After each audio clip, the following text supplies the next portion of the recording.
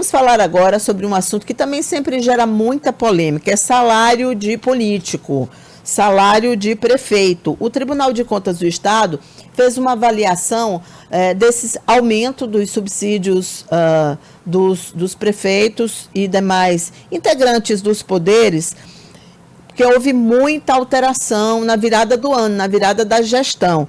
E foi encontrado nesse estudo foram encontradas algumas irregularidades, como, por exemplo, salário que passou a ser maior do que, por exemplo, o teto em vigor no país.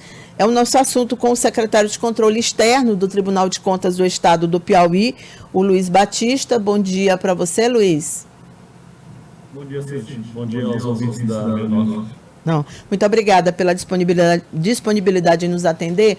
Bom, Luiz, primeiro, esse é sempre um assunto muito que melindra muito, porque do ponto de vista da população, salário de político é sempre alto, mas a gente sabe que quem está na gestão de município como secretário precisa ter a sua remuneração ali compatível com a condição da cidade e também com o que prevê a legislação.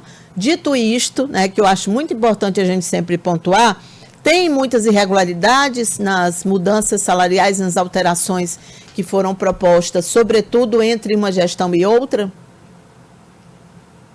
É importante, Cid, nesse primeiro momento, fazer uma contextualização do que a legislação prevê para prefeitos, vice-prefeitos, secretários municipais e vereadores. A Constituição Federal e a Estadual trouxeram regras específicas, tanto sobre os valores a que se pode chegar desses agentes políticos que eu mencionei, como também sobre o momento de sua aprovação. O Tribunal de Contas já há vários anos vem avaliando em relatórios, mencionando em relatórios, alguns descumprimentos no que a legislação prevê, tanto com relação ao momento de se fixar esses subsídios, quanto aos seus valores, entre outros aspectos, para citar apenas os dois principais. Foi criada uma diretoria de fiscalização de pessoal e previdência aqui no tribunal em 2023, e desde então já havíamos mencionando isso em relatórios há muitos anos, e essa diretoria vem capacitando para que esses gestores não errassem para a legislatura de 25 a 28, durante todos os anos de 23 e 24. Tivemos várias capacitações nesse sentido, mostrando os pontos que deveriam ser evitados. E o que é que fizemos no final do ano passado, né? No último semestre de 24? Fizemos uma avaliação geral de todas as fixações de subsídios de prefeitos, vice-prefeitos e vereadores, para verificar o quão estariam adequadas à legislação vigente. Porque uma observação, imagino que a população não saiba, mas para uma legislatura de 25 a 28, por exemplo, o subsídio do prefeito, do vice e do vereador tem que ser fixado na anterior. Tem que ser fixado ainda pelos vereadores e pelo prefeito antes do período eleitoral. Então, o que nós verificamos é que parte dessas aprovações, desses subsídios que vão vigorar de 25 a 28, foram fixados em descumprimento àquilo que a Constituição Federal e Estadual previram. Ou foram fixados depois das eleições ou após o período máximo, que seria 15 dias antes das eleições, ou foram colocados em valores superiores aos tetos previstos na Constituição de uma ou de outra forma, ou então foram utilizados um instrumento normativo inadequado. São várias situações que nós verificamos. Das 224 prefeituras, nós verificamos 180, e das 224 câmaras, nós conseguimos identificar 185. Nos demais, nós não conseguimos identificar, à época do estudo, se já havia havido nova norma fixando esses valores. Então, o que verificamos foi isso. Dentro dessas 180 prefeituras e 185 câmaras, identificamos algumas situações em que estariam, à primeira vista, em descompasso com a legislação.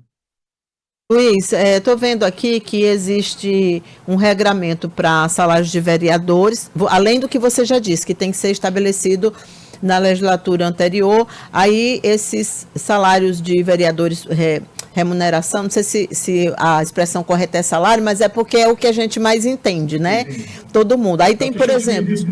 Na verdade, que seria uma parcela única. Assim. Pronto.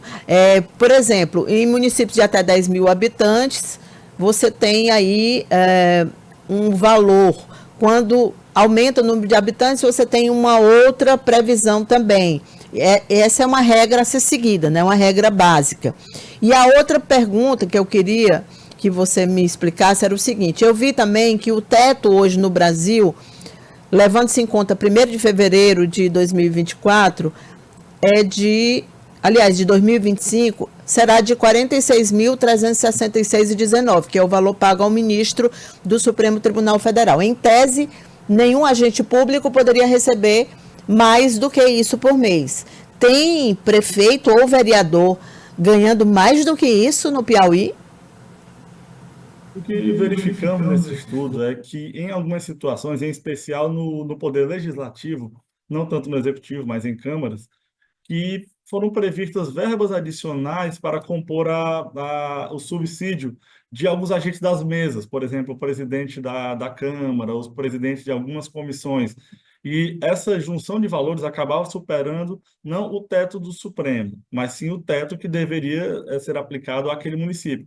Como você bem mencionou, Cíntia, municípios com menos de 10 mil habitantes, o subsídio máximo do vereador não poderia superar 20% dos deputados estaduais. Isso é um outro teto que tem que ser considerado além daquele do Supremo. Do Supremo é o teto máximo.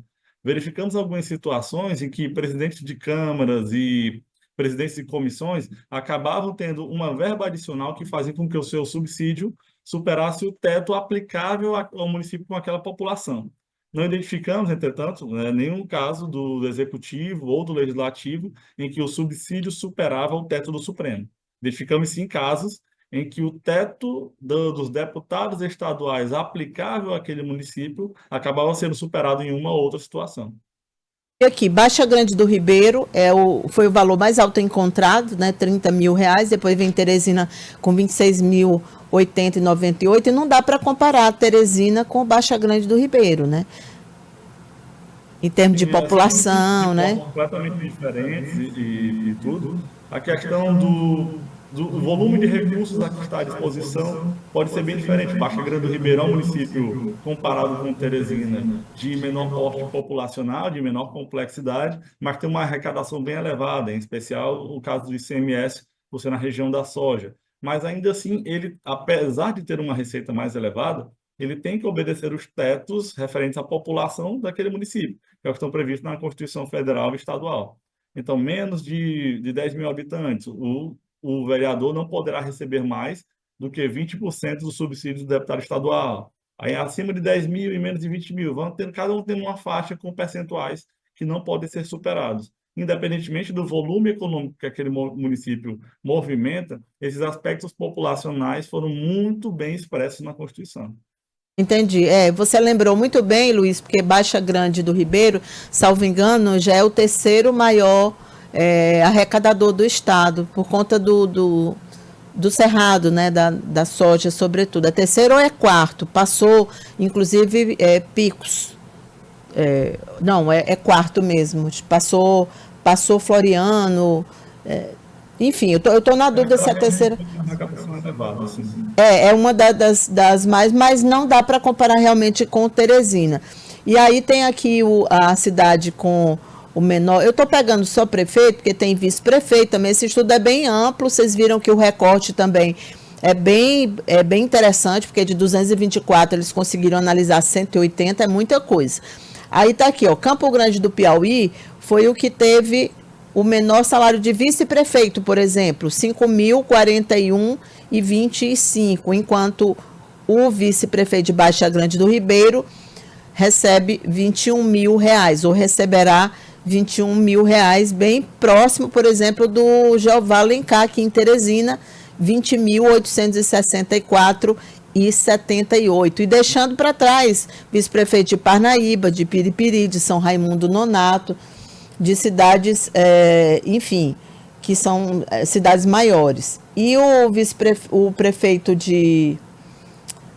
dessa cidade que eu falei, que é Campo Grande, recebe também o menor valor entre os prefeitos, porque quando o vice-prefeito recebe isso, o do prefeito é atrelado, né, ao do vice-prefeito. Minha pergunta é, qual é o tipo de orientação ou recomendação a partir desse levantamento nos casos em que o tribunal detectou algum tipo de possibilidade de estar irregular esse subsídio? Perfeito, Cíntia. O que, como mencionei no início, há vários anos o tribunal tem mencionado em seus relatórios as fixações e pagamentos, por vezes, inadequados de agente político. Ou fixaram o subsídio fora do prazo, ou fixaram acima do teto que era aplicável, ou não utilizaram o instrumento normativo correto, era para ser aprovado por lei e foi aprovado por um decreto legislativo, por exemplo. A Constituição é muito clara com relação a esses pontos, e viemos mencionando ao longo dos anos, relatório por relatório. Em 2024, decidimos fazer diferente, como eu disse, fizemos várias capacitações e fizemos esse relatório bem amplo com o seguinte objetivo: de dar ciência a todas as entidades que foram mencionadas aí, as 180 prefeituras e 185 câmaras, do que nós identificamos, para que eles já tivessem ciência de antemão se o tribunal identificou que aquela fixação foi ou não correta dentro da legislação. Por que fizemos isso? Porque estamos agora em 2025, o mês de janeiro está se encerrando. No caso que o tribunal identificar que, mesmo tendo havido todas essas etapas de aviso, houver o efetivo pagamento dos agentes políticos com base em normativas que estão incompatíveis com as constituições estadual e federal, o Tribunal de Contas irá abrir processo de fiscalização para eventualmente sancionar, seja para multar, seja para haver um ressarcimento aos cofres públicos. E dizemos isso porque houve todo um trabalho orientativo antes disso para que se evitasse o erro, para que não chegássemos numa situação de, por exemplo, um município fixar o subsídio do prefeito com base em um decreto, sendo que a Constituição diz que tem que ser lei. Qual seria a diferença? A lei de iniciativa da Câmara, depois que a Câmara aprovasse, ela obrigatoriamente teria que enviar ao prefeito para que o prefeito sancionasse, ou se o prefeito não sancionasse, devolver ao legislativo para que ele aprovasse. Faz toda a diferença, isso em termos de rito, de um decreto legislativo. Que um decreto legislativo inicia e se encerra na Câmara e o prefeito sequer é consultado. Esses pontos foram muito claros na Constituição. Então, fizemos esse trabalho de ampla divulgação, divulgamos os resultados desse relatório ainda ano passado, e estamos fazendo novamente agora, no final de janeiro, para dar esse alerta. Se tiver havido uma fixação em descompasso com o que a legislação prevê, houver efetivamente o pagamento, o Tribunal de Contas abrirá processo para avaliar essas situações. Muito bem. Luiz, muito obrigada. Pelo que eu entendi aí, então não foi desconhecimento, né? Porque houve um treinamento, uma capacitação em relação a isso. Muito obrigada. Bom trabalho para você aí no tribunal.